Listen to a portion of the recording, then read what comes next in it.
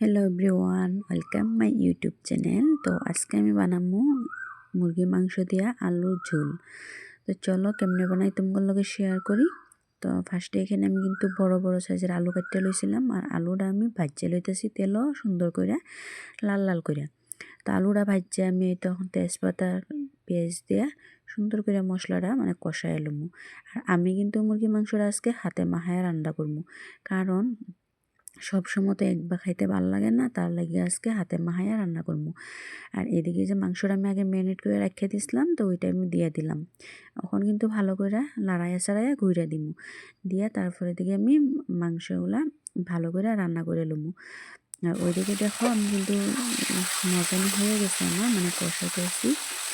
আর তোমরা যারা যারা আমার ইউটিউব চ্যানেলে আমার ইউটিউবের ভিডিওগুলো দেখো, তো সুন্দর সুন্দর কমেন্ট করবা, প্লিজ প্লিজ তোমরা সবাই চ্যানেলে সাবস্ক্রাইব করে দিবা। তো এদিকে দেখো আমার আলু দিয়ে মুরগির মাংসটা হয়ে গেছিলো, আর একদিকে আমার পোলা আয়া কইতে আসলো হ্যাঁ আলু দিয়ে ঝোল খাইতো না। তো তার লাগে আমি আবার হ্যাঁ লেগে অল্প মাংস থেকে লইয়া ভাজা ভাজা করে দিলাম। তো ভিডিওটা কিরম লাগছে অবশ্যই তোমরা কমেন্ট বক্সে জানাই যাবা। ওখানে লেগে বাই বাই, টাটা।